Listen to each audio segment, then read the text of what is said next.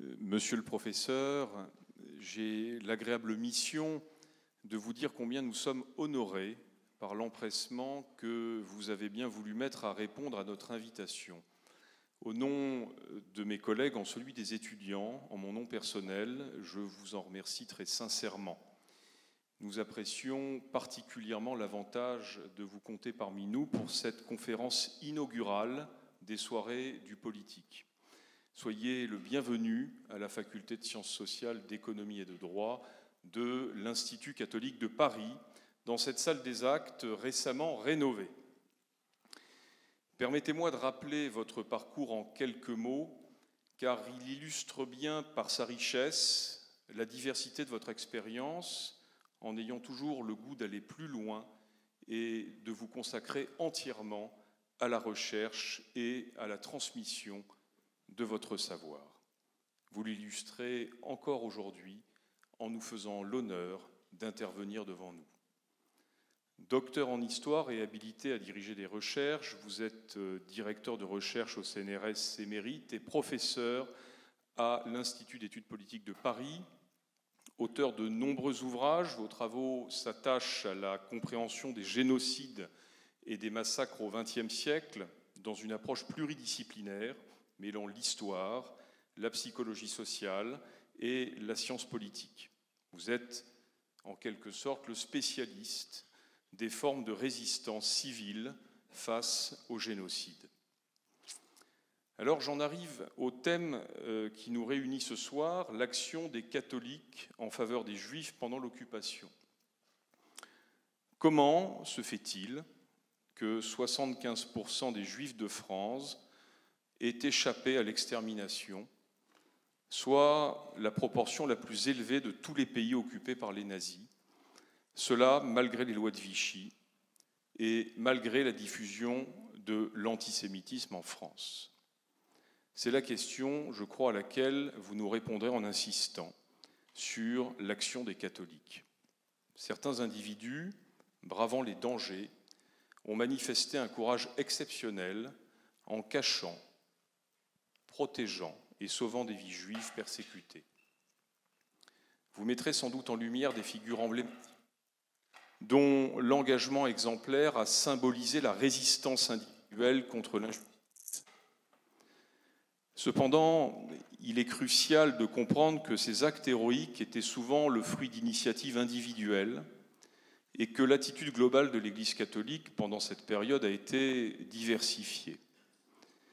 En examinant ces actions altruistes, vous rendez hommage à la compassion et à la solidarité qui ont persisté face à l'oppression. Cette conférence vise également à susciter une réflexion sur l'importance de préserver la mémoire collective et de promouvoir la compréhension interreligieuse pour un avenir marqué par la tolérance et le respect. Je ne veux pas vous retenir plus longtemps, mais avant de donner la parole au professeur Semelin, je tiens à remercier la directrice du département de sciences politiques, Sophie Henault-Satali, les collègues politistes de la FACED et Olivia Medec qui contribuent à l'organisation et à la réussite de cet événement. À nouveau, un grand merci, monsieur le professeur, de votre présence pour cette exploration historique qui nous permet de réfléchir sur l'importance de l'unité dans des moments critiques de l'histoire.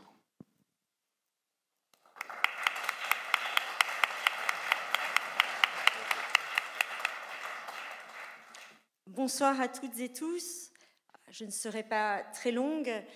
Simplement, en tant qu'enseignante chercheuse en sciences politiques à l'Institut catholique de Paris et responsable du département de sciences politiques de la faculté de sciences sociales, d'économie et de droit, je suis très heureuse de vous accueillir à la séance inaugurale des soirées du politique.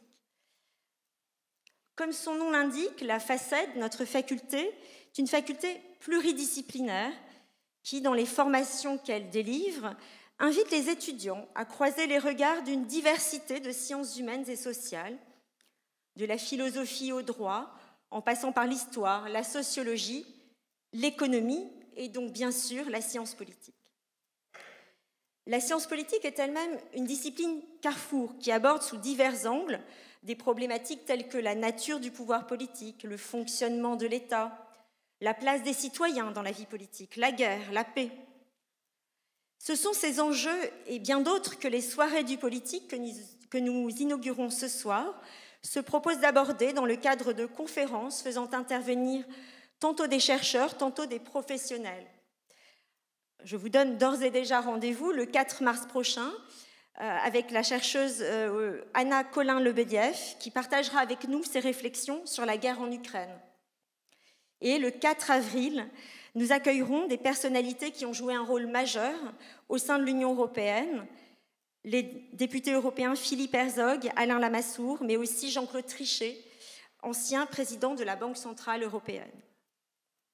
Ce soir, c'est un honneur pour nous d'accueillir donc le politiste et historien Jacques Semelin, que je remercie chaleureusement d'avoir accepté notre invitation et de nous livrer le fruit de ses travaux, de ses multiples recherches, de sa réflexion sur la résistance du quotidien, la résistance, effectivement, comme l'a rappelé le doyen, la résistance d'individus qui, par leur prise de position, par leurs actes, ont permis à des personnes persécutées, pourchassées, d'échapper au massacre, de survivre. Ces réflexions, Jacques Semelin va nous les livrer, et puis vous pourrez aussi les retrouver dans des ouvrages qui seront en vente à l'issue de la conférence. Avant de céder la parole à Jacques Semelin, je tiens à remercier notre doyen, Pierre Tcherkessov, pour l'enthousiasme avec lequel il a accueilli la création des soirées du politique. Je remercie aussi Olivia Medec, qui m'a aidé à préparer cette soirée, et bien sûr mes collègues du département de sciences politiques, en particulier Marie-Carmen Smirnelis, pour son implication dans la réussite de ce cycle de conférences. Je cède maintenant la parole à Jacques Semelin, et puis à l'issue de sa présentation, vous pourrez échanger avec lui. Il y aura un temps qui sera évidemment laissé aux questions. Voilà, Jacques, c'est à toi. Merci à toutes et tous et bonne conférence.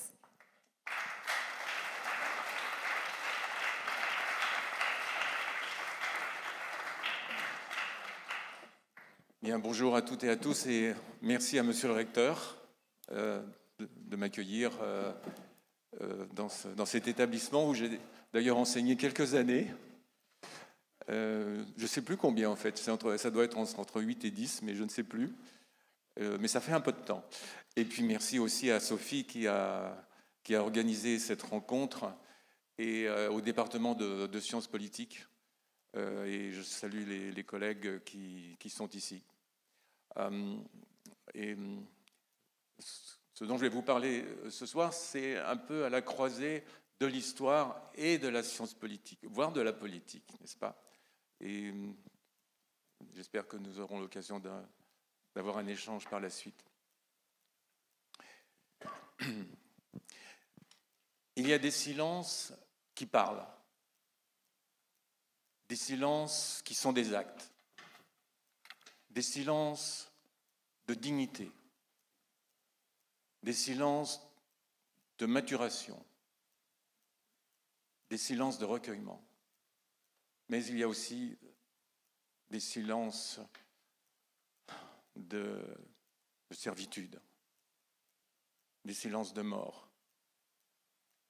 Quelle est donc la nature de votre silence ?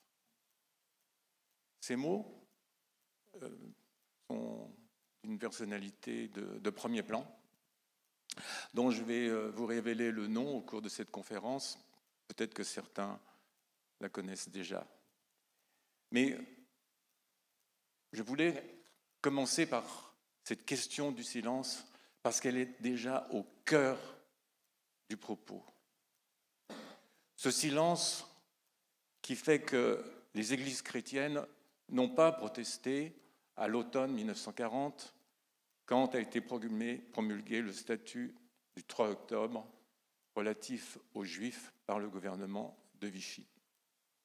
Donc, Église catholique, Église protestante, Église orthodoxe. Mais mon propos ne sera que de parler que des catholiques.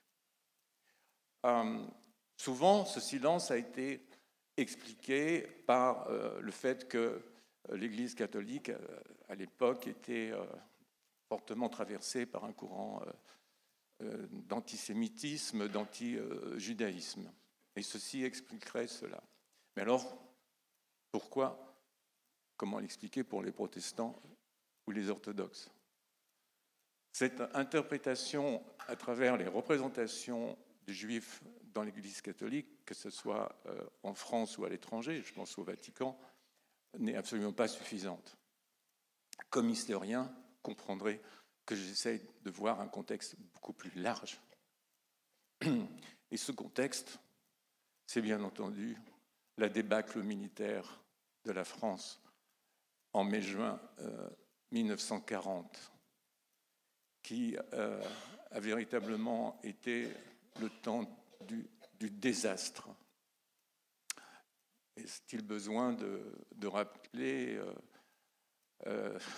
la faillite de nos élites militaires et politiques, le fait que 7 à 8 millions de civils fuient vers le sud de la France, que des centaines de familles, des milliers de familles sont dispersées, des dizaines de milliers d'enfants sont déclarés perdus, 1,5 million de prisonniers de guerre. Vous connaissez tout cela. C'est la catastrophe absolue pour ce pays qui, en fait, dans les années 30, était considéré comme la première puissance au monde. En 2 mois, la France est à genoux. Alors, comment voulez-vous qu'à l'automne 40, ce peuple de 40 millions d'habitants puisse se dresser pour protester contre un texte pris en catimini et publié parfois dans la presse, mais de façon très synthétique à propos des Juifs? Ça paraît très, très, très difficile.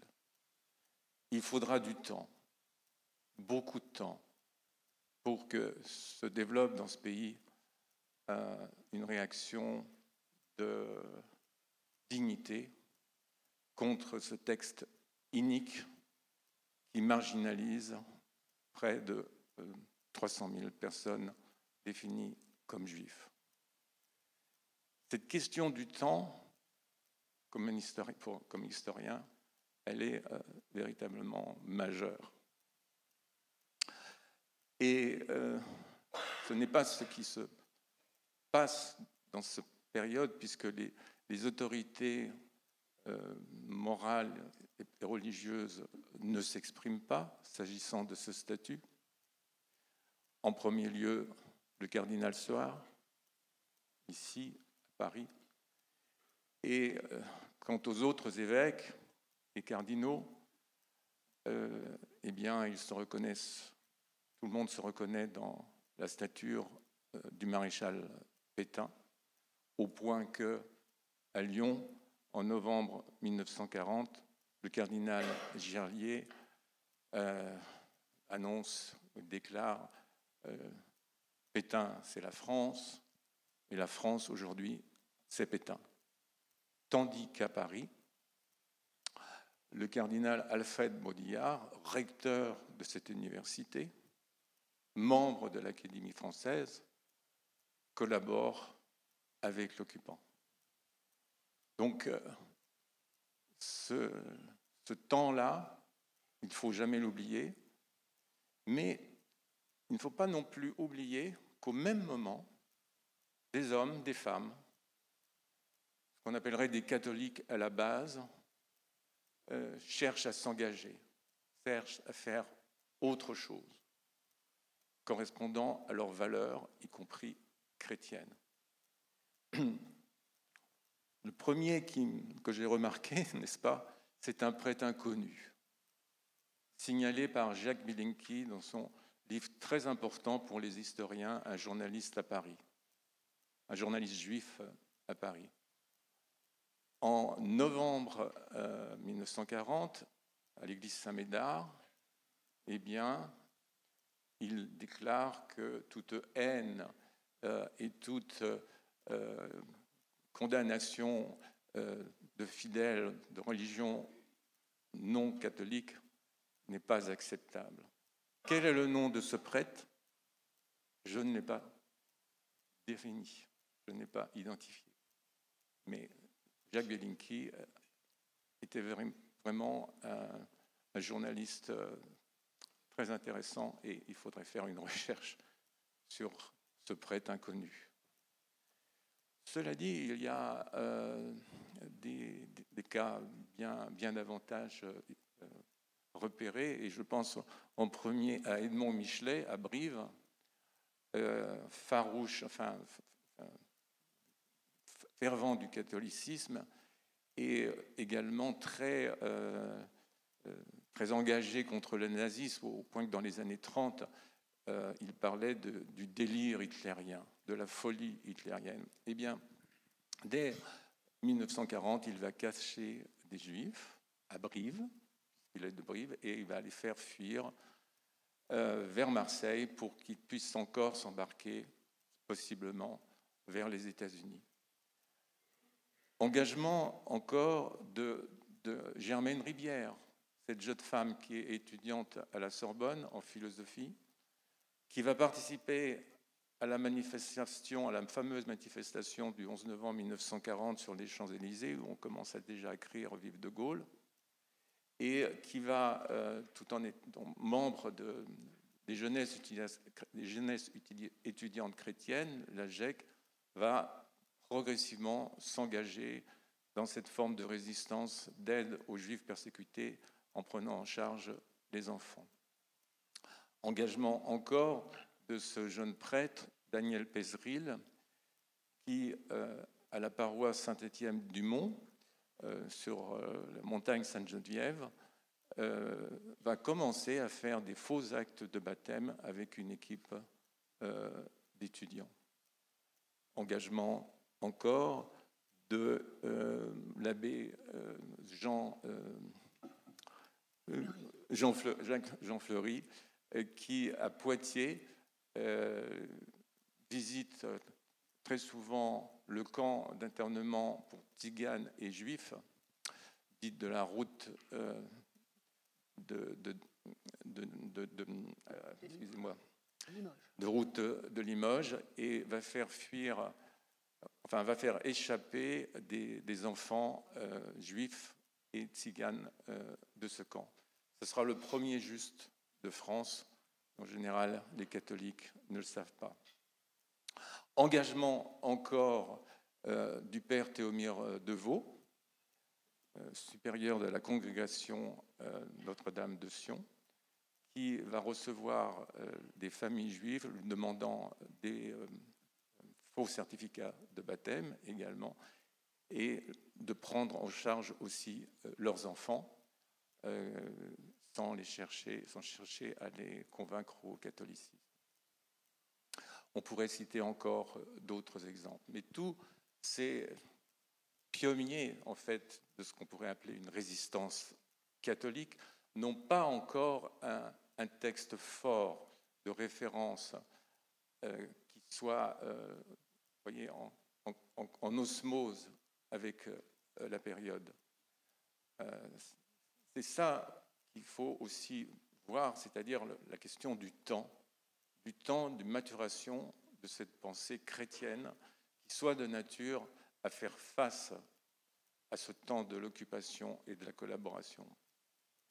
Et bien sûr, il y a déjà une pensée chrétienne qui a condamné l'antisémitisme. Je pense au livre de Jacques Maritain dans les années 1930.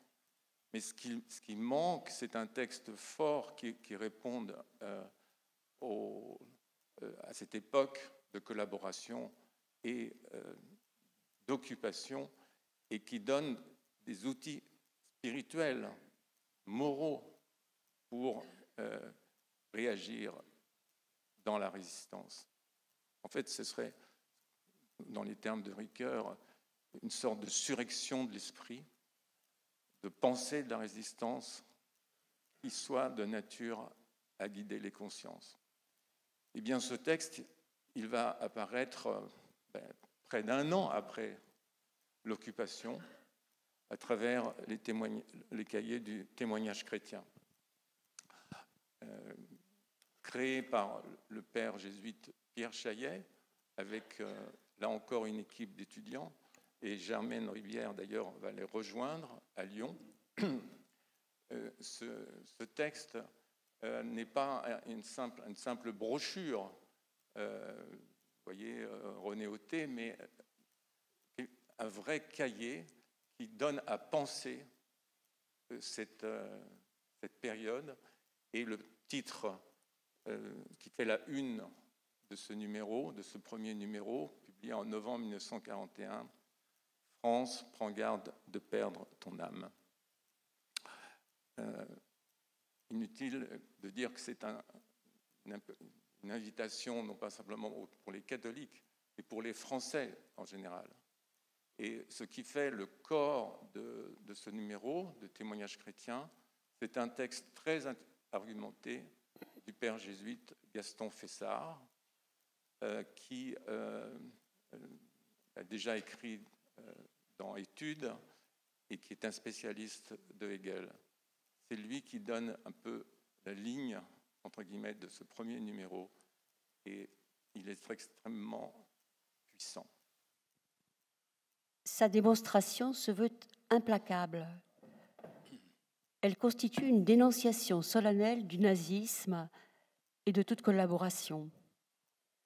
Le racisme et l'antisémitisme y sont dénoncés comme des procédés sournois de pénétration et de persécution employés par l'esprit hitlérien.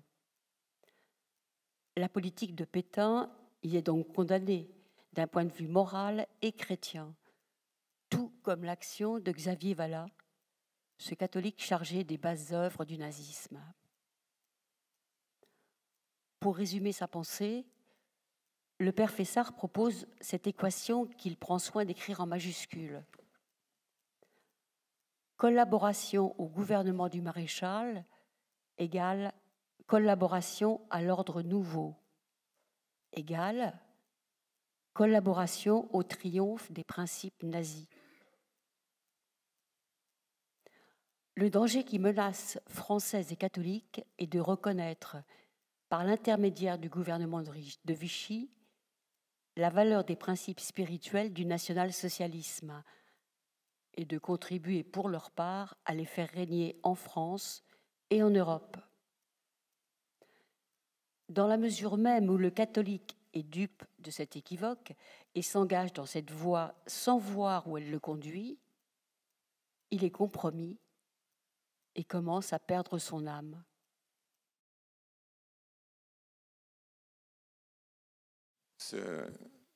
Cette apparition, cette création des cahiers du témoignage catholique, en fait, c'était le premier nom au départ, a été vite transformé en cahier du témoignage chrétien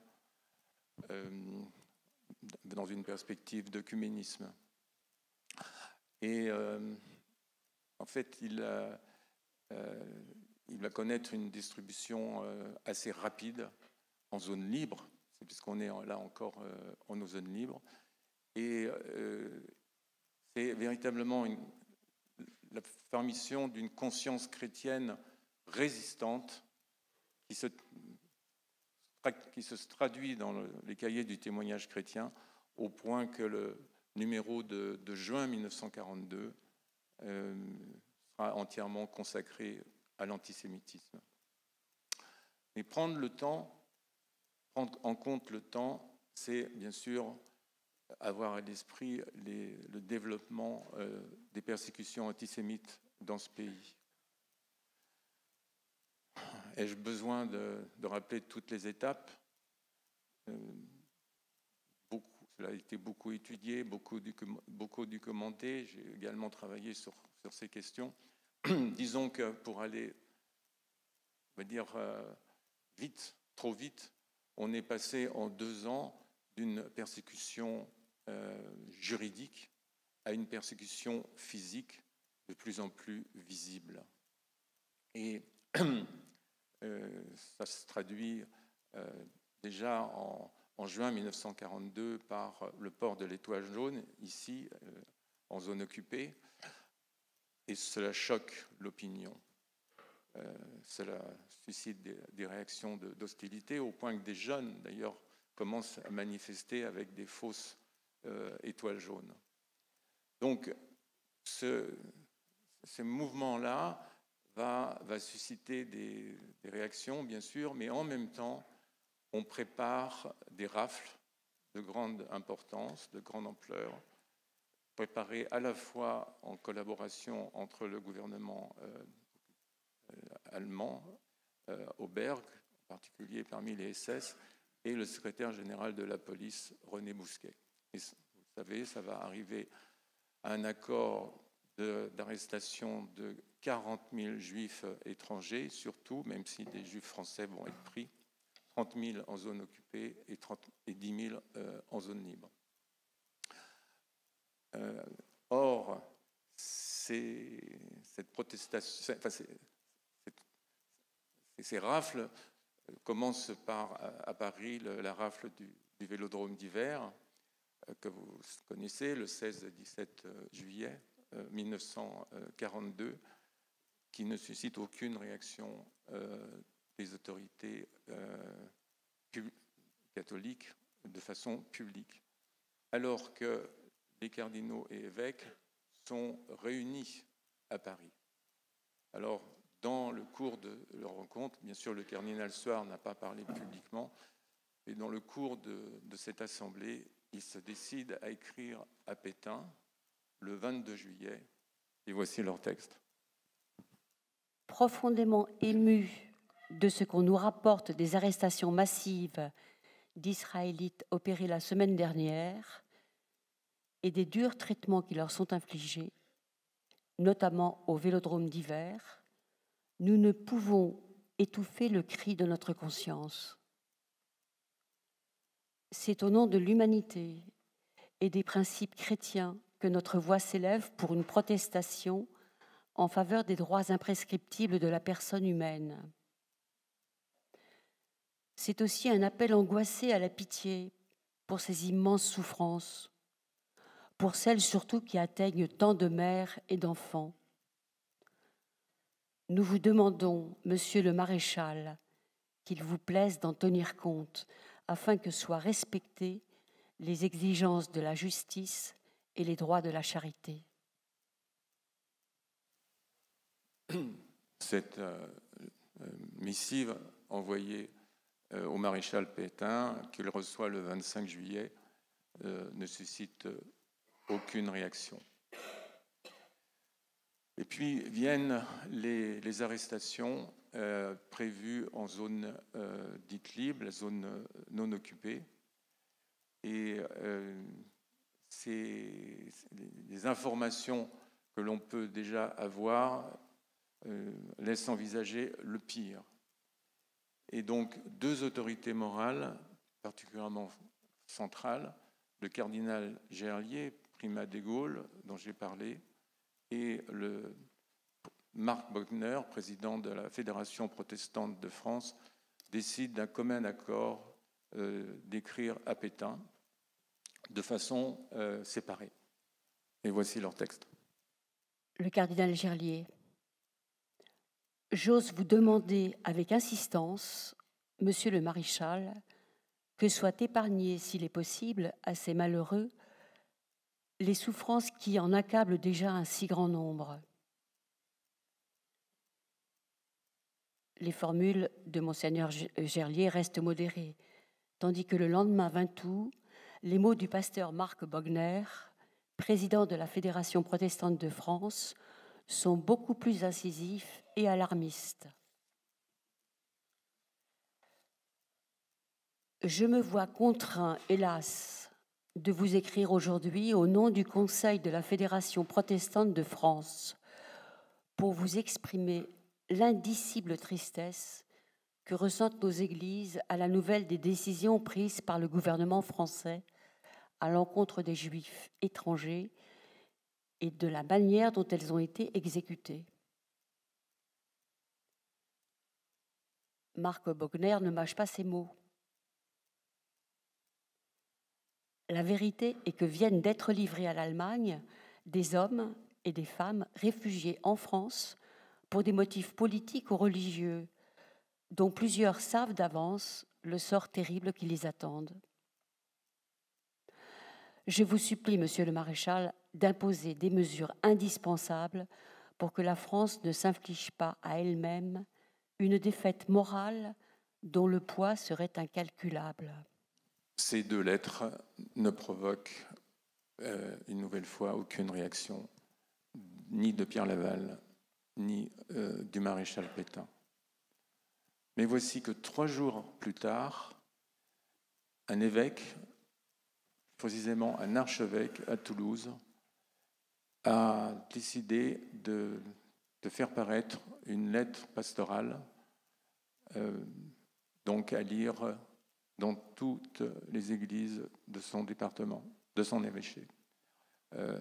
C'est Jules Géraud Saliège, qui d'ailleurs s'était fait remarquer, entre guillemets, à la fin des années 30 pour avoir condamné l'antisémitisme.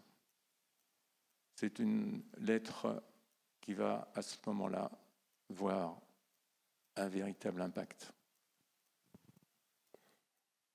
Bien chers frères, il y a une morale chrétienne, il y a une morale humaine qui impose des devoirs et reconnaît des droits. Ces devoirs et ces droits tiennent à la nature de l'homme. Ils viennent de Dieu. On peut les violer. Il n'est au pouvoir d'aucun mortel de les supprimer. Que des enfants, des femmes, des hommes, des pères et des mères soient traités comme un vil troupeau,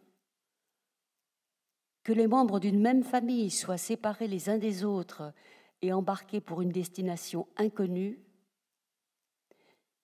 il était réservé à notre temps de voir ce triste spectacle. Pourquoi le droit d'asile dans nos églises n'existe-t-il plus ? Pourquoi sommes-nous des vaincus ? Seigneur, ayez pitié de nous. Notre-Dame, priez pour la France. Dans notre diocèse, des scènes d'épouvante ont eu lieu dans les camps de Noé et de Recébédou. Les Juifs sont des hommes. Les Juives sont des femmes. Les étrangers sont des hommes. Les étrangères sont des femmes.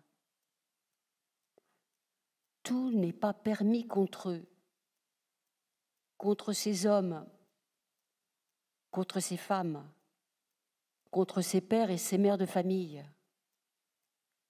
Ils font partie du genre humain. Ils sont nos frères, comme tant d'autres. Un chrétien ne peut l'oublier. France, patrie bien-aimée, France qui porte dans toutes les consciences de tous les enfants la tradition du respect de la personne humaine, France chevaleresque et généreuse, n'en doute pas, tu n'es pas responsable de ces horreurs. Recevez, mes bien chers frères, l'assurance de mon affectueux dévouement. À lire dimanche prochain, sans commentaire. Alors nous sommes dans une soirée du politique, n'est-ce pas ? La lettre pastorale de Saliège, que je suppose beaucoup d'entre vous connaissent, est de facture bien sûr morale et religieuse, mais elle est aussi politique, parce que c'est le premier évêque, archevêque, qui brise le silence.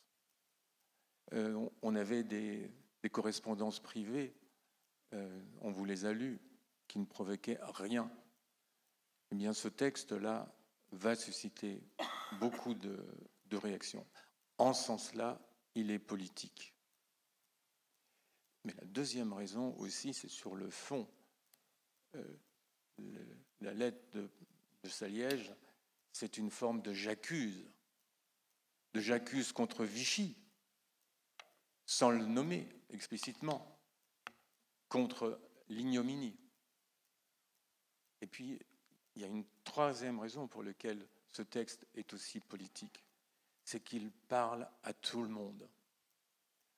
On a dit que c'était, dans un français, de ceux qui avaient été au certificat d'études. C'était compréhensible, c'était très émouvant. Et Saliège se moquait un peu, ironisait sur ses chers collègues qui utilisaient un langage empoulé, ce qu'il appelait de la confiture ecclésiastique. Voilà. Donc, voilà, on est passé dans quelque chose d'autre, là, de politique. Et cela va avoir des conséquences importantes. Mais patatras, voilà qu'un autre évêque veut prendre la parole. C'est Pierre-Marie Théas à Montauban.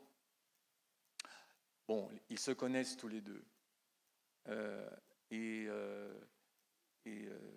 se concertent, ils se retrouvent souvent à la Cato de Toulouse, d'ailleurs, avec Bruno de Solage, pour ceux qui le connaissent.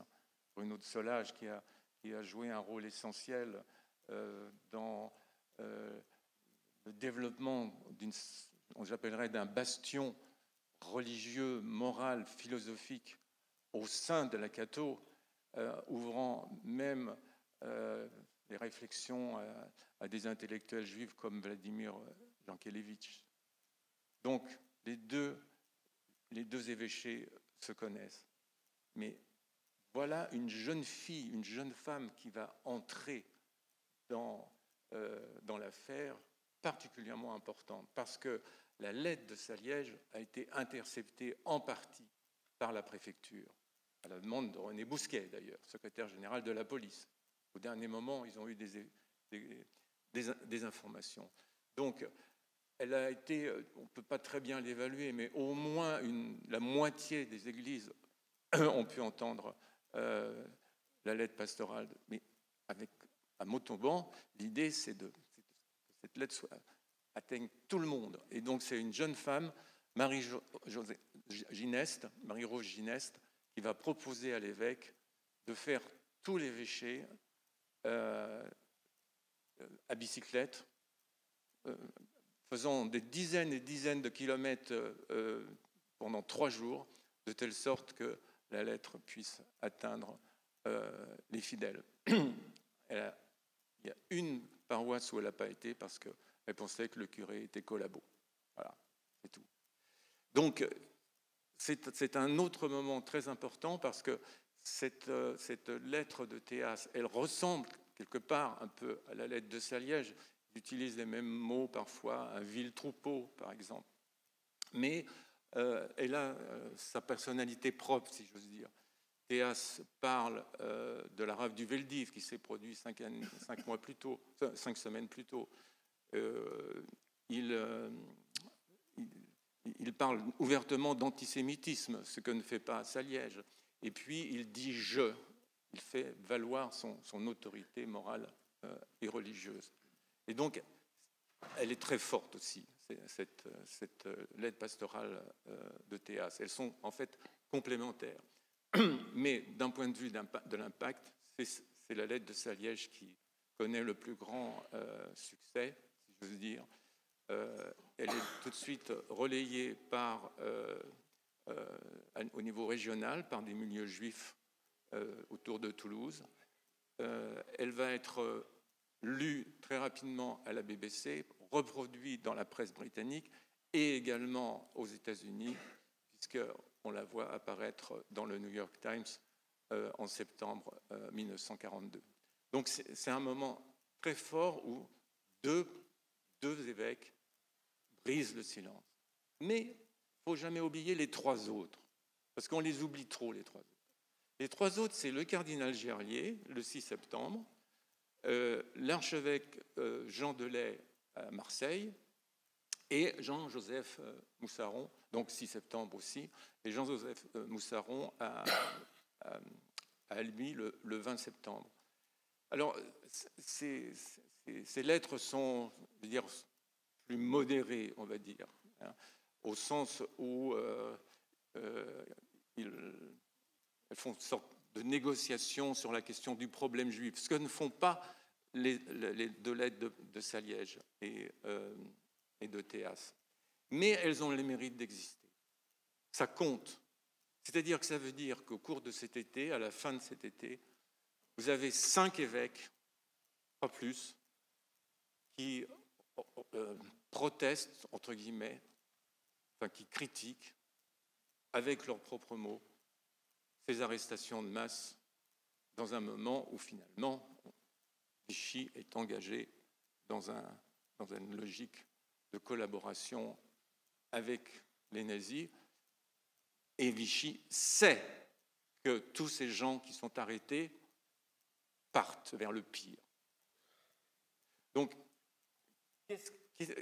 comment on va comprendre les facteurs déclenchants de ces lettres pastorales? On a avancé à un moment qu'il y avait eu une rencontre avec le nonce apostolique au Puy-en-Velay et que des évêques auraient alors décidé de faire une concertation commune. Et ça ne tient pas d'un point de vue historique. Cette hypothèse est abandonnée. En revanche, on a pensé au rôle de l'opinion, c'est-à-dire les effets de la rafle du Veldiv dans la région du Sud auraient pu agir sur les évêques pour les faire parler. C'est pareil, ça n'est pas tout à fait possible. Et ce serait même l'inverse. C'est-à-dire que en zone occupée, finalement, l'opinion, elle est devenue déjà très anti-Bosch, anti-allemande, et elle désapprouve ce qui s'est passé avec la rafle du Veldiv. En revanche, dans la zone libre, encore dite zone libre, eh bien, on est inquiet de l'arrivée de ces juifs qui vont prendre notre travail, qui vont faire monter le marché noir, etc.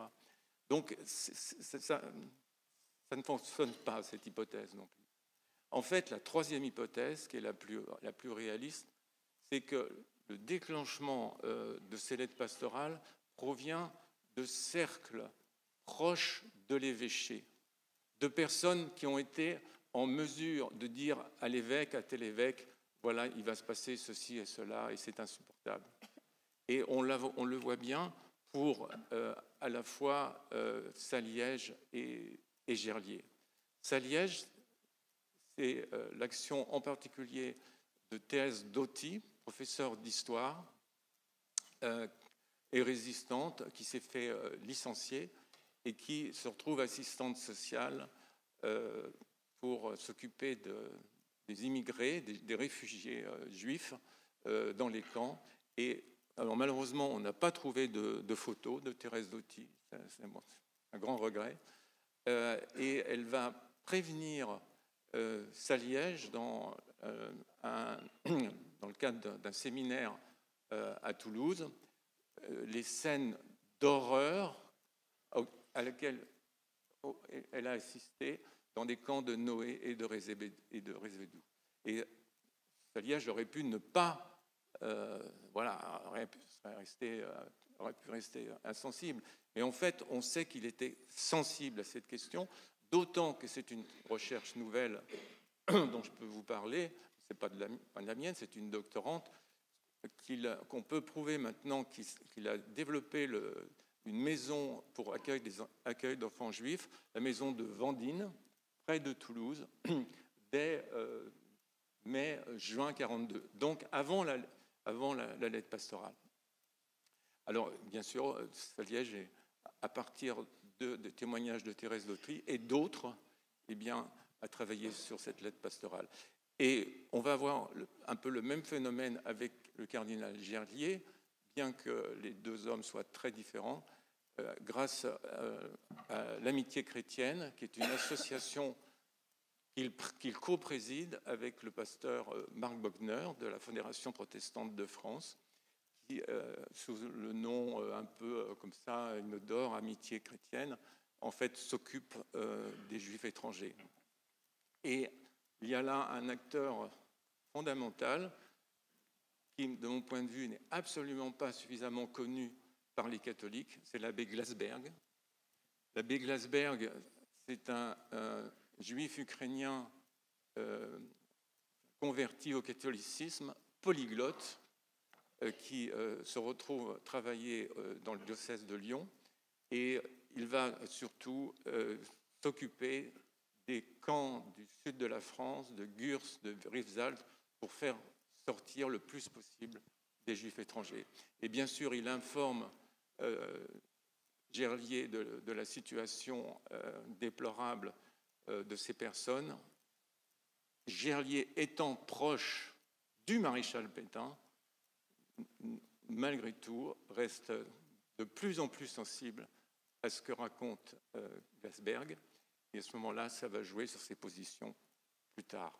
D'autant que, oui, déjà fin août 1942, il va couvrir une opération de sauvetage d'une centaine d'enfants juifs réfugiés dans un camp de Vénissieux et s'opposant à ce moment-là au préfet.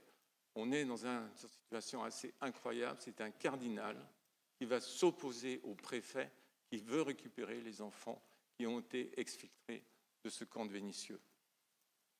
Donc voilà, c'est ça la manière dont on peut expliquer le développement des lettres pastorales. Mais maintenant, quelles ont été les conséquences, l'impact de ces lettres pastorales? Et là, on va avoir une réflexion plus en termes de sociologie ou de sciences politiques. Il ne faut jamais oublier l'état du point de vue religieux de la France de l'époque, c'est-à-dire avec une dominance, bien sûr, de la religion catholique. Je n'ai pas trouvé de chiffres très fiables, mais peut-être vous pourriez me le donner. Je pense que près de 90% des Français sont baptisés catholiques à l'époque, en 1940. Au moins la moitié vont à la messe. Donc ça n'a rien à voir avec aujourd'hui. Pardon ? Bon, en tout cas, ce qui joue évidemment sur la manière dont ces lettres pastorales vont être reçues, bien entendu. Elles ne passent pas inaperçues. Et c'est ce qui permet de comprendre que les effets politiques de ces lettres pastorales sur le gouvernement de Vichy, puisqu'on est dans les soirées du politique. Il y a d'abord le fait que ça se propage grâce à travers la presse clandestine, bien entendu.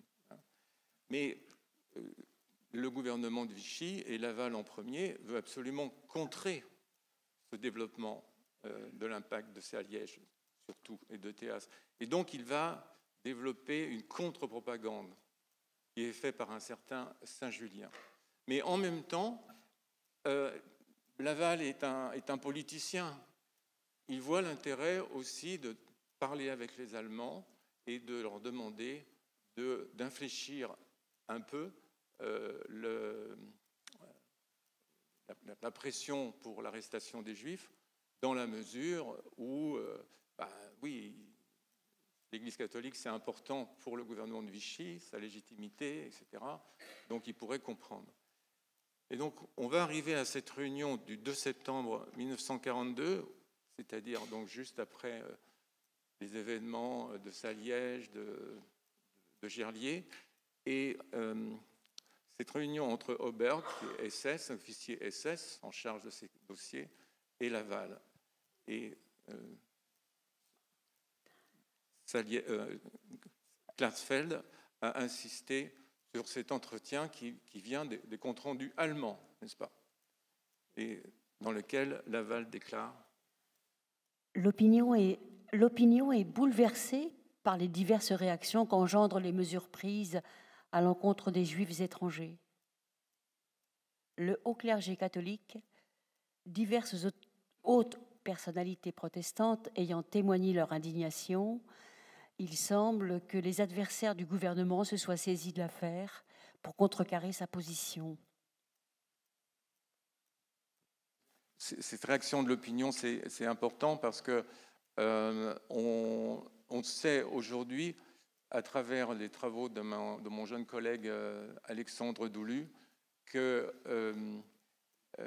c'est véritablement la protestation des évêques qui a suscité un mouvement d'opinion favorable aux Juifs et donc aux lettres pastorales. Et ce sont les études sur le contrôle postal qui montrent qu'en septembre 1942, l'opinion est véritablement acquise. Oui, et donc la contre-propagande, c'est donc ce que fait Laval.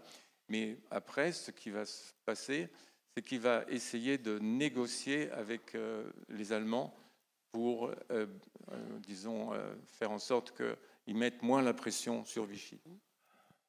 Il n'en va pas de la livraison des Juifs comme de la marchandise dans un prix unique, où l'on peut prendre autant de produits que l'on veut, toujours au même prix. Donc c'est la déclaration c'est le compte-rendu des entretiens de Auberg et Laval. Et Laval donc essaye de convaincre les Allemands de faire baisser la pression. Et finalement, les Allemands vont accepter cette logique parce que le gouvernement de Vichy leur rend trop de services du point de vue administratif, du point de vue économique, du point de vue de la main-d'œuvre. Donc, il va y avoir un infléchissement des déportations. J'ai manqué un rôle fondamental du politique, puisque cet été 42, et j'y reviens, cet été 42, et celui des grandes rafles dans l'Europe occidentale, n'est-ce pas? Et c'est très intéressant de comparer les réactions du Pays-Bas et de la France. Aux Pays-Bas, les églises protestent. Les protestants et catholiques, et de façon vigoureuse et peut-être presque plus dynamique que les protestations des évêques français. Mais le pays, depuis 1940, est dirigé par un commissaire du Reich, puisque le gouvernement est parti à Londres, la reine est partie à Londres, donc c'est un Reich commissaire, Seyss-Inquart, qui dirige le pays avec des hauts fonctionnaires. Et face aux protestations des églises, eh bien, il ne fait rien, il s'en fiche. Il va laisser ces protestations se développer, mais ça ne va pas empêcher le départ des Juifs vers Auschwitz. Tandis qu'en France, il va y avoir une négociation. Et c'est là où ça fait différence, et c'est là où on peut voir le rôle de l'Église, de certains prélats de l'Église catholique pour infléchir ces déportations. Donc, ces actions vont quand même, cette évolution de l'opinion va diminuer en quelque sorte après l'automne 1942 parce que les Français ont d'autres préoccupations. C'est le service du travail obligatoire, c'est la question du rationnement alimentaire, des prisonniers de guerre. Donc il semble que la question des Juifs est oubliée. Et en réalité, c'est vraiment très discutable puisque, en fait, on va voir se développer encore et peut-être plus une forme de résistance, de sauvetage de la fin 42 en 1944.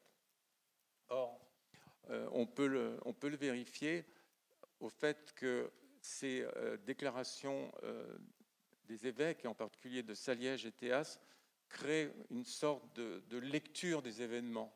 Elles sont comme une invitation à l'action. Vous voyez, elles ont un effet performatif qui va continuer de la fin 42 jusqu'à fin 44. Et on le voit à travers différents exemples. Donc, l'une des plus connues, c'est Denise Bergon.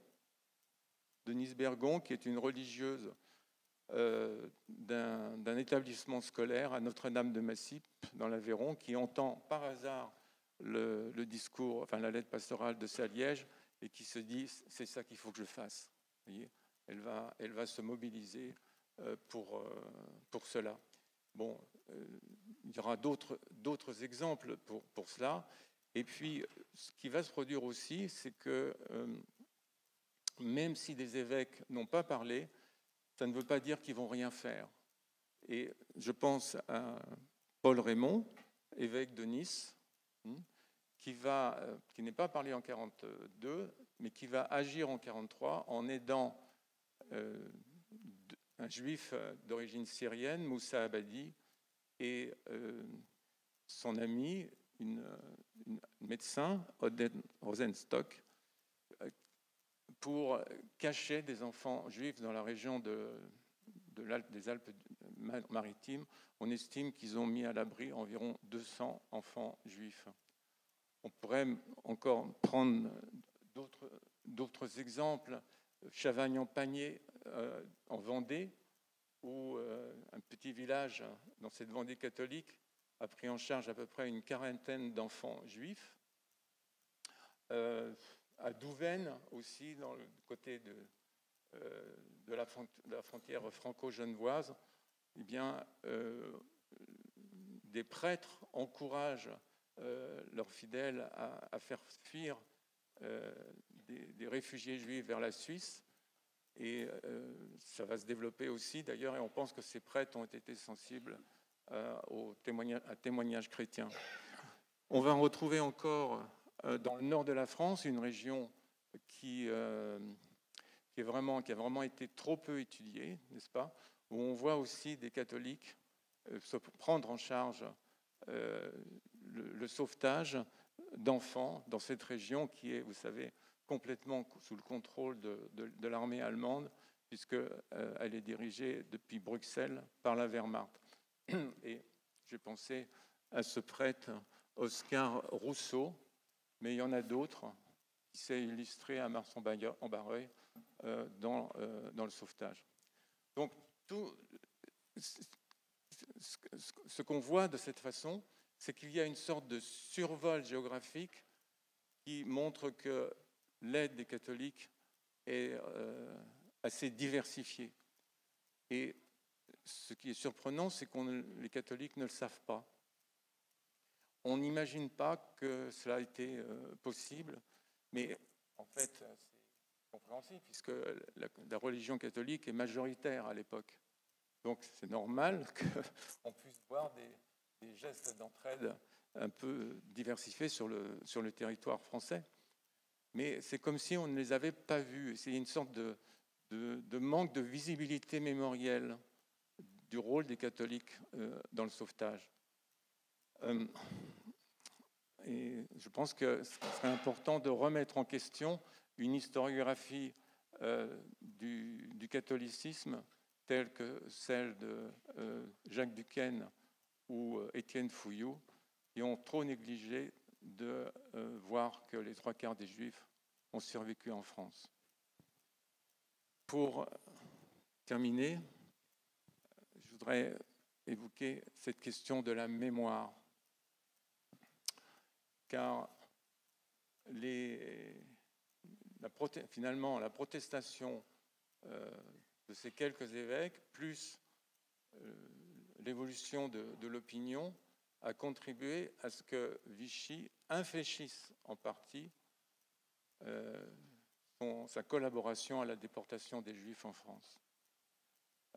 Et cela, les catholiques ne le savent pas, et pas davantage les Français. Alors, il ne faudrait pas parler des catholiques en général, mais plutôt de certains hauts prélats de l'Église catholique, comme l'a montré un historien allemand ami qui s'appelle Wolfgang Seibel. Mais ce qui est clair, c'est que dans le texte des évêques de 1997, le texte dit de repentance de Drancy, cette réalité fondamentale est occultée. Certes, on signale des gestes d'entraide, de la part de catholiques. Mais, comment dire, la rhétorique dominante de ce texte, c'est que c'est l'acte public d'auto-accusation de l'Église pour sa passivité et son silence en 1940 et son aide envers les Juifs.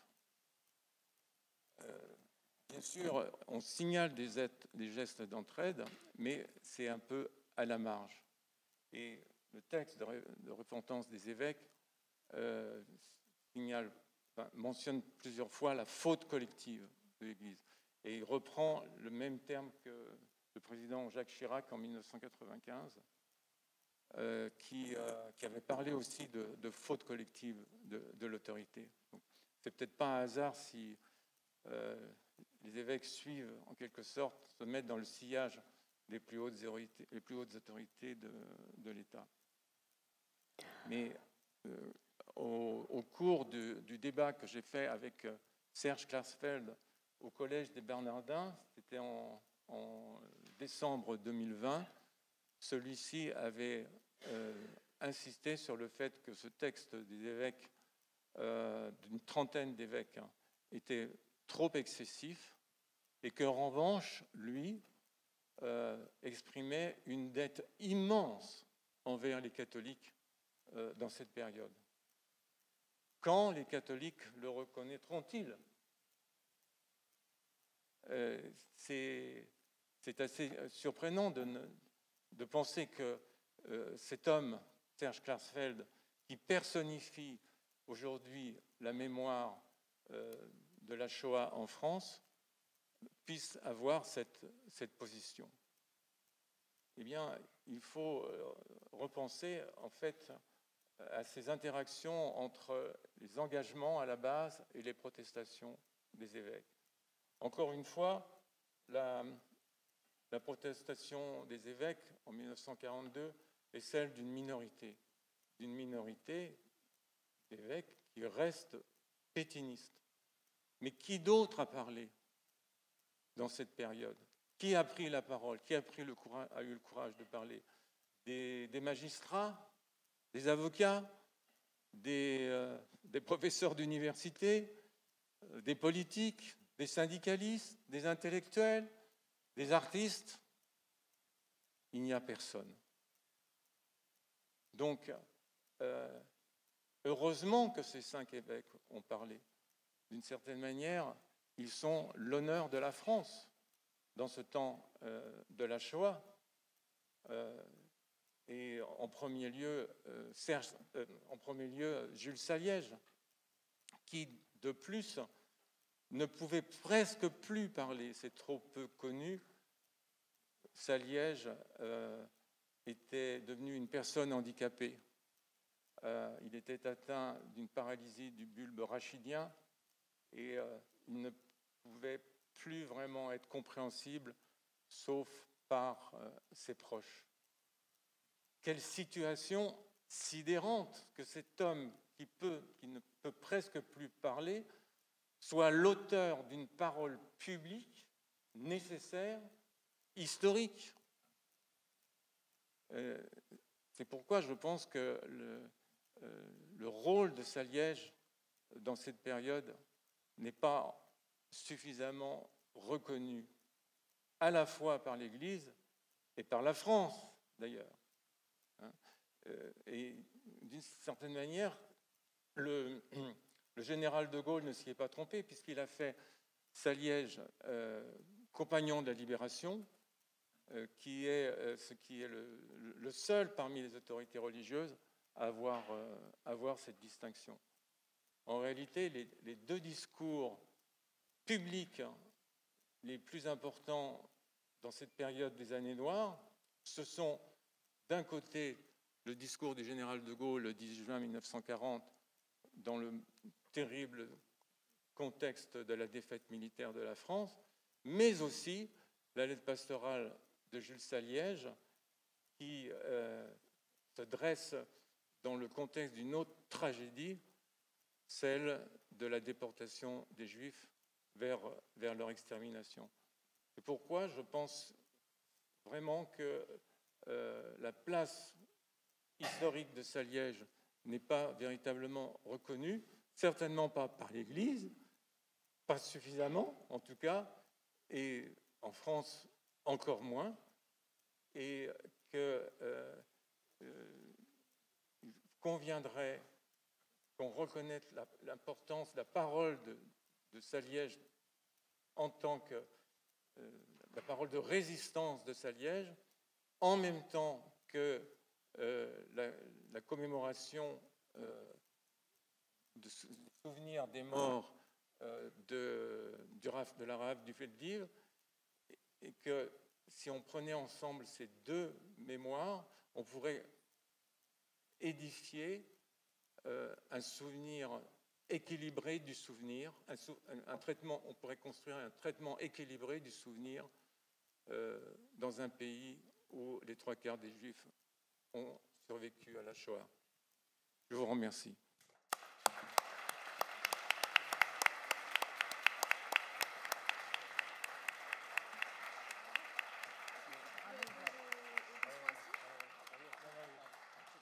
Un grand merci.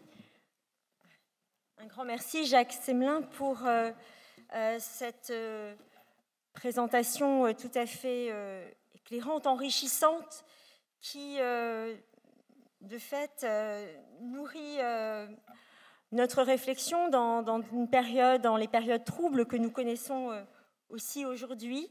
Et merci d'avoir réhabilité la mémoire, effectivement, de celles et de ceux qui ont osé s'exprimer, osé prendre la parole, mais aussi osé intervenir auprès des plus hautes autorités pour contribuer au sauvetage de personnes opprimées, persécutées, et ainsi contribuer à leur survie. Alors, le moment est peut-être maintenant venu de donner la parole à la salle, si vous avez des questions. Oui. Oui, madame. Merci beaucoup. Bonsoir et merci beaucoup pour votre communication. Je m'appelle Anne-Marie Reinen, je suis la vice-présidente protestante de l'amitié judéo-chrétienne de France, et je voudrais vous demander pourquoi la mémoire doit se faire par silo, par confession. Vous avez certes parlé du pasteur Marc Bögner, mais pourquoi, à propos de Lyon par exemple, avoir oublié de parler du pasteur Roland de Purie et son épouse Jacqueline de Purie, tous les deux juste parmi les nations, mère et père de famille de 8 enfants, qui ont exfiltré de très nombreux juifs et qui ont travaillé main dans la main dans Action chrétienne. Et ce n'est qu'un exemple. Il y a aussi les thèses de Pomerol, qui sont un texte public. Donc ce serait une bonne chose de faire, je pense, comme au mémorial de la Shoah, et de parler des églises face à la Shoah. Merci beaucoup. Oui, mais je peux juste vous répondre rapidement. Ma fatigue explique que je n'ai pas suffisamment parlé des protestants, mais vous savez, j'ai beaucoup d'amis protestants, et j'ai même fait une exposition au Chambon-sur-Lignon. Voilà.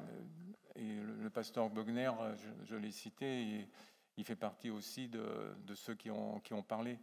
Donc, désolé si je n'ai pas développé davantage cette dimension, sachant que mon propos consistait à parler des catholiques. Voilà.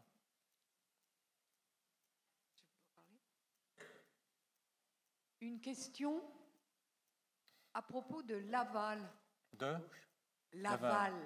J'ai entendu dire, mais ce n'est pas très solide scientifiquement, mais que Laval n'était pas tellement antisémite, qu'il l'était moins que d'autres à Vichy. Comment est-ce que vous commentez ça? Il y a une grande biographie de Laval, donc je ne suis pas suffisamment compétent pour en parler, mais j'en sais la thèse principale. Vous avez raison, Laval n'est pas ou peu antisémite. Laval, c'est un politicien, c'est un négociateur. Il est sincèrement convaincu que l'Allemagne a gagné la guerre, déjà en 1940, et quand il revient au pouvoir en 1942. Et donc, il faut, dans ce cadre-là, faire des concessions aux Allemands. Et parmi les concessions aux Allemands, il faut leur livrer les Juifs étrangers.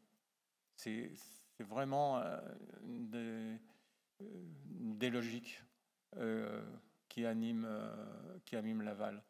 Après, il ne veut pas, comme tout dirigeant politique, il ne veut pas voir la réalité des drames qui résultent de ce fait de livrer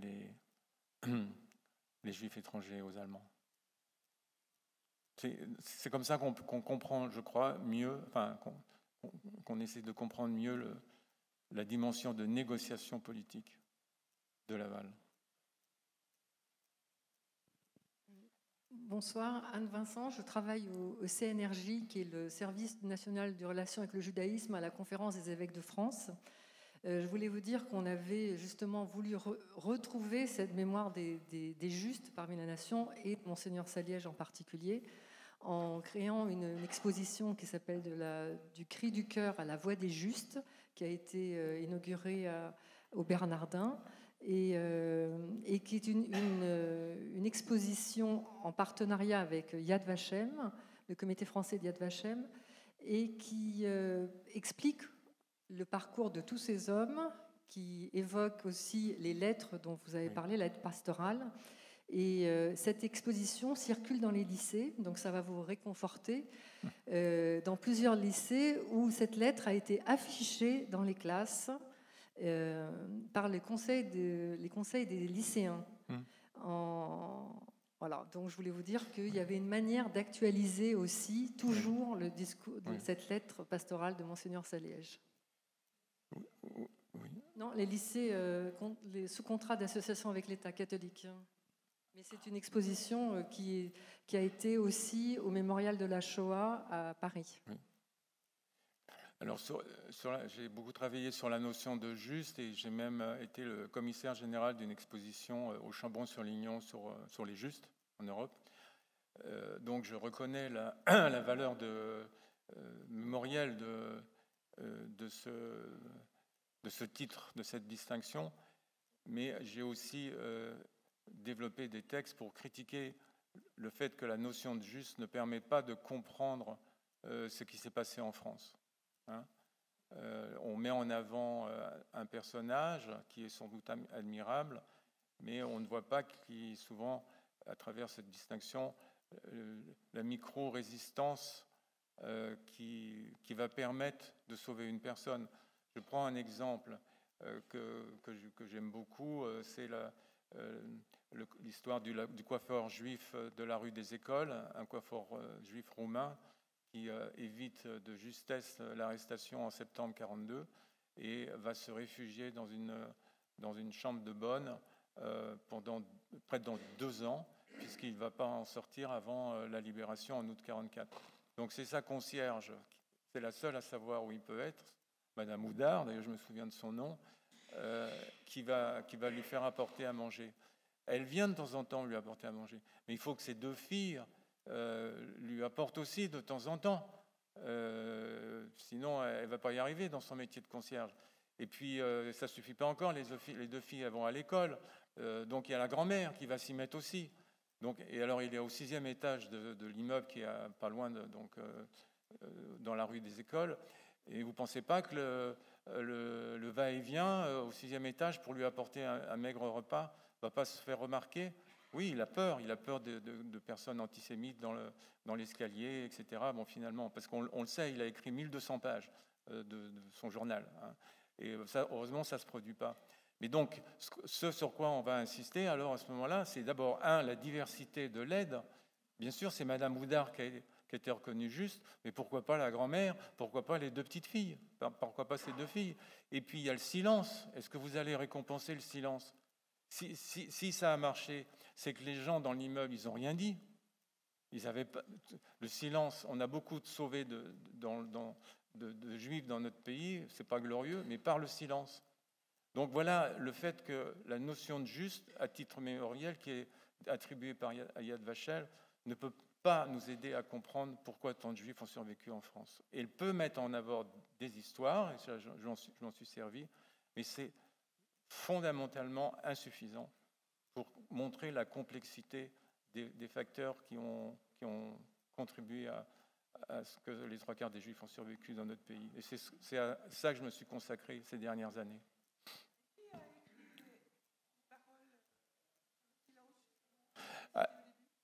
Alors je pensais que je l'avais dit, c'est Saliège.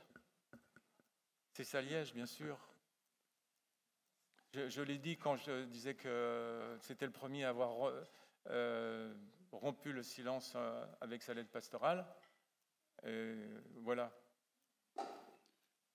Merci, monsieur le professeur, pour vos propos et votre conférence. Moi, ma question porte sur... ne pensez-vous pas que le silence de l'Église catholique et de Pie XII, pour ne pas le nommer, n'a pas été sans conséquence sur la position de la hiérarchie catholique à cette période?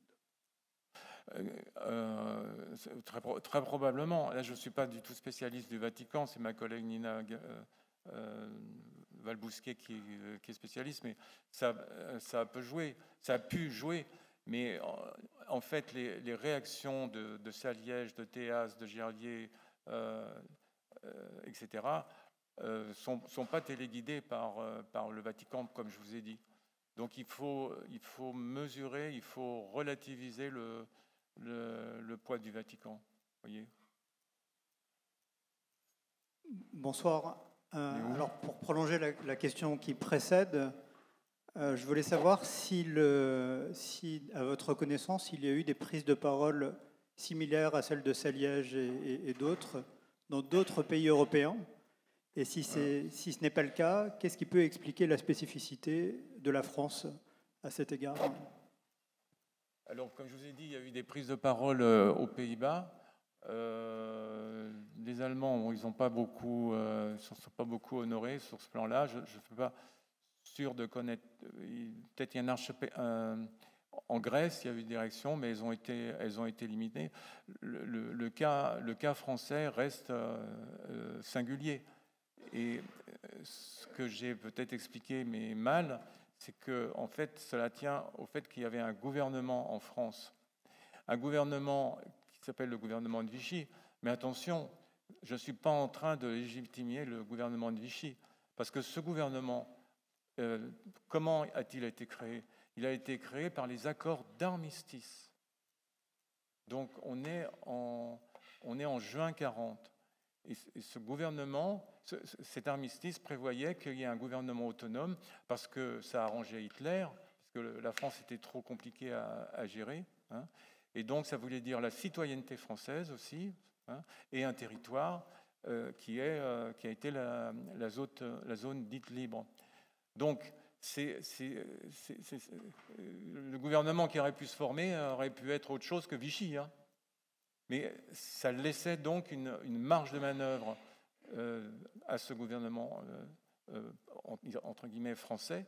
Et c'est par là qu'on va comprendre le rôle de la protestation des évêques dont je vous ai parlé. Voyez, et en même temps, une opinion qui est fondamentalement, ça c'est sûr, anti-allemand, et qui, dans les 2 dernières années de la guerre, a contribué aussi à l'aide aux Juifs, mais pas que, aussi aux résistants et à ceux qui se planquaient par rapport au service du travail obligatoire, etc. Je ne sais pas si je suis suffisamment clair, mais c'est un peu expliqué dans mes bouquins. De toute façon, maintenant, je commence à être de plus en plus en forme, donc on va pouvoir continuer quand vous voulez. Je vais vous provoquer un petit peu. Oui. Je crois que c'est un peu insoluble, parce qu'il y a une contradiction.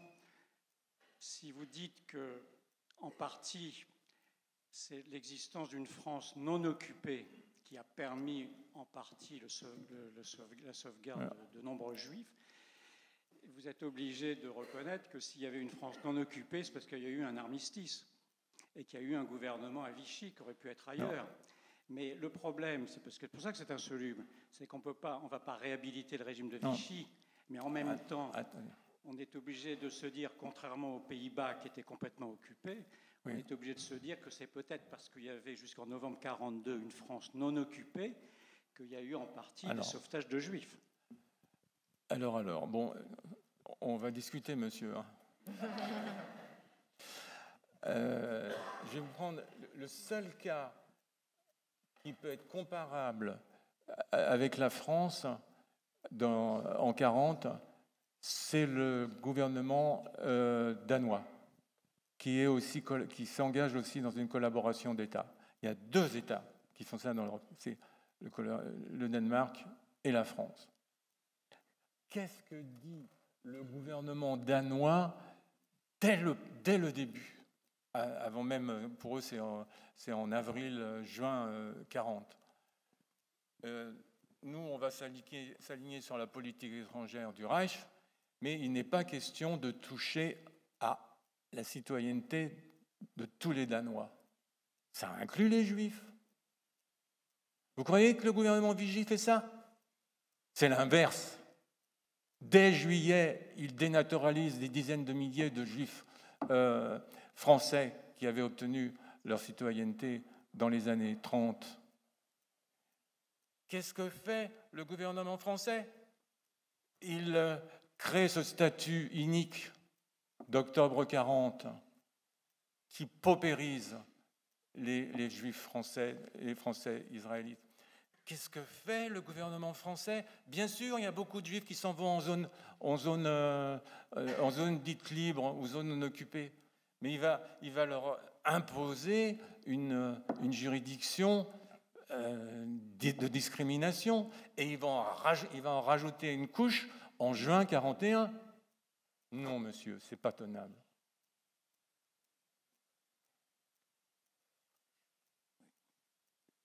Je voudrais juste prendre un cas pour revenir aux catholiques, en précisant déjà que je suis protestant cette semaine de l'œcuménisme. À Grenoble, il y avait un évêque, collaborateur, c'est un mot faible, puisqu'il prêchait en faveur de STO et que les jeunes devaient partir. À La Tronche, il y avait une dame qui s'appelait Madame Eva Péan-Pagès, protestante, qui a monté, elle était gérante d'une pension de famille, et elle a protégé des Juifs. Je ne rentre pas dans l'histoire. À moins d'1 kilomètre, il y avait le grand séminaire. Il y a toujours le grand séminaire, qui est aujourd'hui le centre théologique de Mélan-Grenoble. On sait que des Juifs ont été cachés dans le CTM, comme on dit, le centre de Mélan-Grenoble. Vu le poids que l'évêque, pour donner quand même une idée, lorsque Grenoble a été libéré par les résistants du Vercors, l'évêque a failli être fusillé, je pense qu'il n'y en a pas beaucoup en France, et c'est le curé de Corançon en Vercors, qui lui était évidemment résistant, qui lui a sauvé la peau. Il n'y a pas d'autre mot. Et ce qui fait que la mémoire dans certains milieux catholiques de la protection des Juifs dans le diocèse de Grenoble est extrêmement compliquée à retrouver, parce que en 1945, en 1946, etc., il était toujours évêque.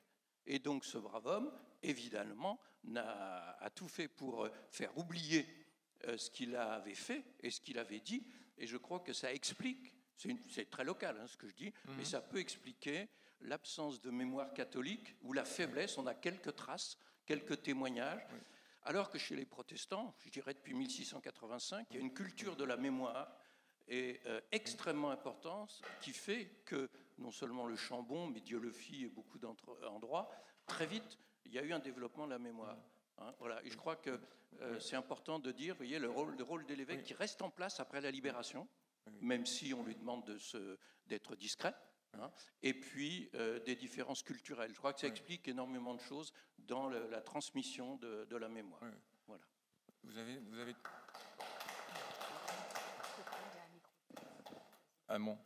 Vous avez tout à fait raison, monsieur. Vous avez tout à fait raison. Le poids de la collaboration des évêques ou de la passivité des évêques, se reconnaissant essentiellement aussi à travers le maréchal Pétain, fait ce qui s'est passé, tout ce que vous avez dit. Mais c'est ce regard univoque. Moi, j'y vois plus trop aujourd'hui. Mais vous savez, c'est une manière de ne pas voir la réalité, d'autres réalités historiques. Vous avez la réalité institutionnelle que vous dites, mais vous avez aussi des catholiques à la base. Vous avez aussi des évêques qui ont essayé de faire quelque chose. Donc c'est cette complexité que je voudrais contribuer à davantage développer, avec le regard du politique. J'insiste, parce que si je suis venu, c'est aussi mon amitié avec Sophie, mais aussi avec la complexité du politique, quand j'ai insisté sur la différence des situations entre les Pays-Bas et la France, hein, du point de vue des relations internationales. Donc vous avez absolument raison, et ce poids de l'institution ecclésiale catholique dans le sens de la collaboration qui s'est traduit ici, dans cet établissement, n'est-ce pas, eh bien, empêche de voir tout ce qui s'est passé parmi les catholiques à la base. Et c'est en ce sens-là que j'aimerais contribuer, je ne suis pas le seul, mais à faire en sorte que les catholiques se regardent un peu mieux, ne fassent pas tout le temps profil bas. Vous voyez, j'ai fait des débats avec des catholiques, avec des protestants et avec des juifs, parce que j'ai beaucoup d'amis juifs, même que parfois, quand on dit Semelin, on me dit « Ah bon, c'est vraiment Semelin ou c'est Chemla ?» Je vous assure, ça m'est arrivé plusieurs fois. Bon, eh bien, parmi ces trois catégories, ben, c'est les catholiques qui sont le plus coupables, et qui ne voient pas tout ce qui a pu se passer en termes d'entraide. On a oublié, enfin c'est de ma faute, mais vous avez cette remarque dans le livre de Léon Poliakov de 1951, Le bréviaire de la haine. Ben, tu peux peut-être le lire, Chantal, si tu le trouves. Il a connu toute la période, lui. Hein. Ben, il a envie d'écrire ça tout de suite dans son premier bouquin, qui est vous savez, c'est le pionnier des travaux sur la Shoah. Tu l'as trouvé? Non. Bon. Oui. Bon. Donc, alors qu'est-ce que je peux faire pour meubler pendant ce temps-là? Ça y est, tu veux le micro? Le bas clergé et les ordres monastiques. Oui, c'est Poliakov qui parle. Le bas clergé et les ordres monastiques qui rivalisent de hardiesse et d'ardeur sont les principaux animateurs des efforts entrepris pour le sauvetage des Juifs. Oui. Léon Poliakov, oui. En 1951. Oui. Bon, là, c'est un petit bout, mais il y a tout un développement, hein, tout un passage. Donc, en gros, je suis d'accord avec vous, monsieur. Et mon propos n'était pas de parler trop des protestants, et si je ne l'ai pas fait suffisamment, je m'en excuse. Moi, je voulais... merci de ranimer en nous, les catholiques, l'esprit de résistance, parce que si nous essayons d'être fidèles à l'Évangile, celui qui en est l'auteur, en quelque sorte, c'est un grand résistant. Jésus a lui-même résisté au régime romain, et on sait ce que ça lui a coûté, entre autres, contre d'autres autorités aussi, mais contre les autorités.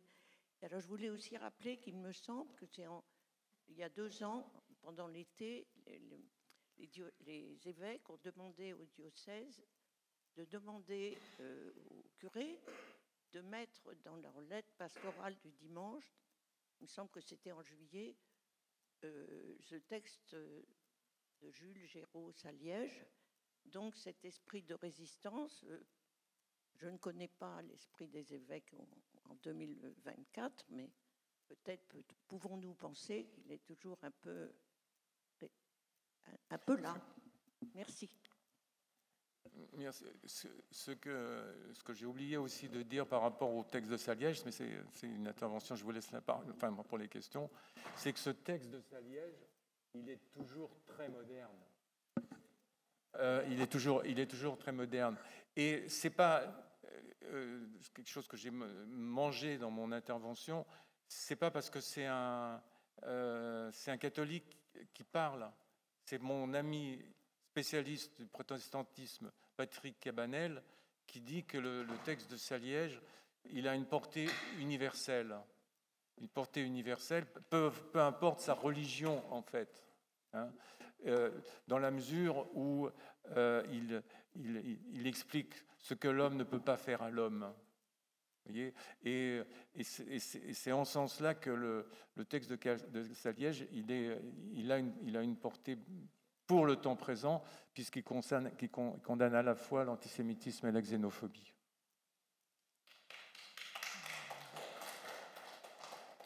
Bonsoir monsieur. Tout d'abord, merci beaucoup d'être venu. Donc, je m'appelle Noé Bettini, je suis un étudiant en 3e année de licence Histoire Sciences Politiques à l'Institut catholique.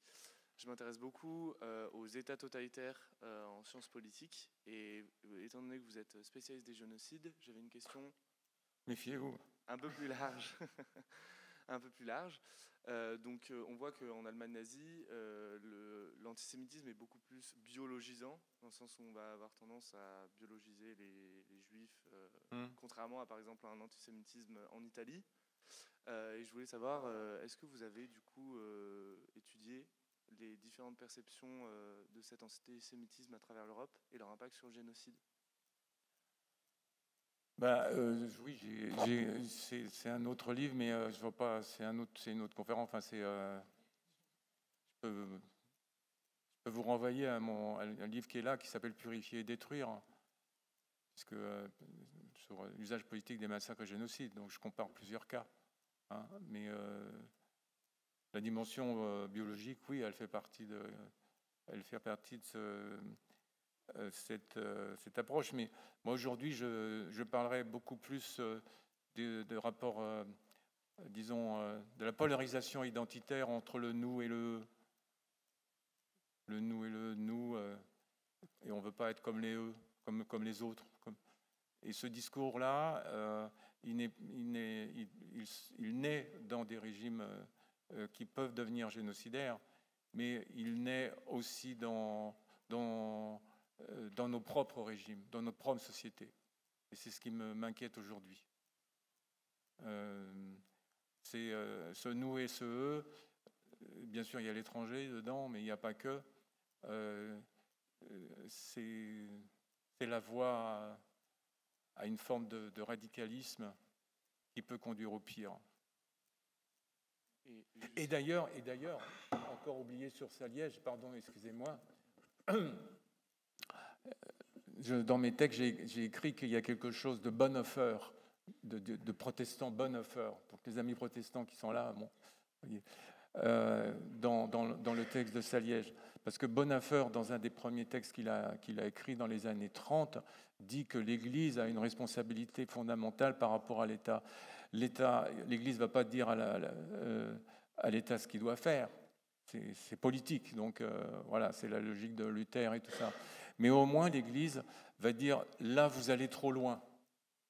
Là, c'est pas possible, du point de vue de ce que nos valeurs, etc. Donc, c'est marquer la limite, voyez. Et c'est exactement ce que fait Saliège en 42. Voilà.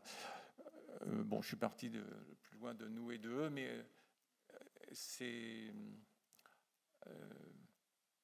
dites-nous ce que vous voulez dire, je ne sais pas. Juste pour continuer, du coup, sur la question du nous et du eux, est-ce qu'on pourrait voir du coup un peu ce que disait Carl Schmitt entre amis et ennemis, du coup Oui, bien sûr. Oui, mais ça en termes politiques, oui, bien sûr, il y a de cela. Mais il y a aussi la question identitaire qui est fondamentale, qui rejoint la race, qui rejoint... bon, c'est un autre débat, ça, hein, mais...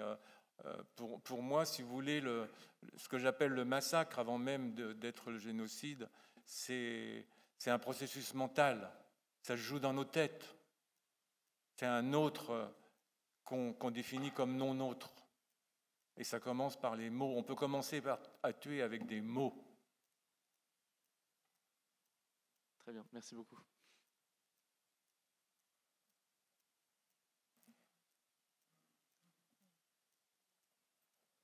D'autres questions?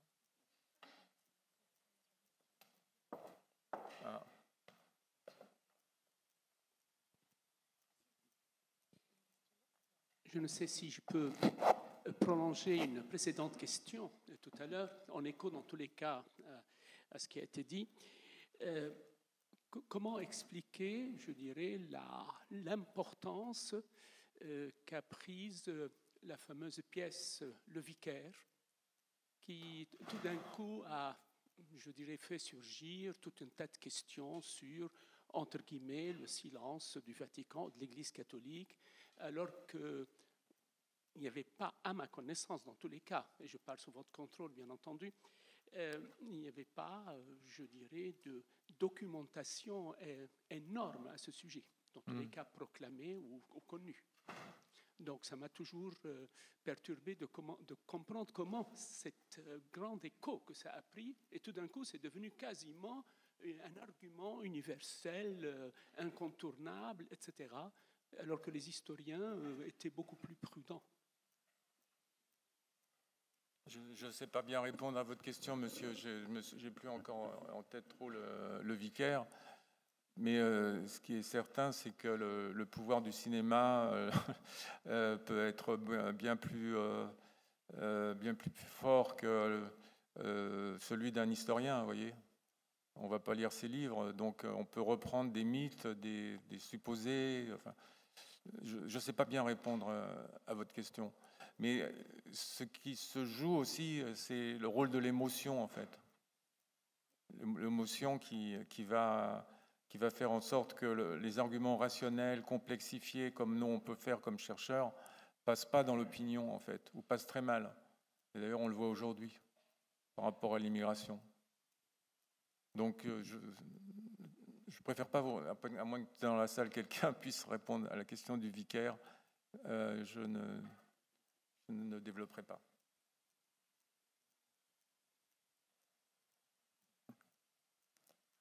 Il y a encore d'autres questions ?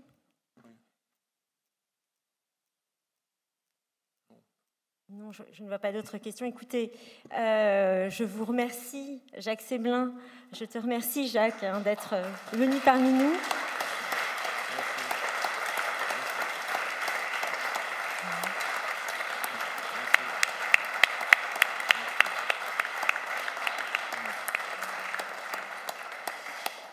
Merci à toutes et tous d'être venus ce soir et je vous donne rendez-vous pour les prochaines soirées du politique en mars prochain. À bientôt.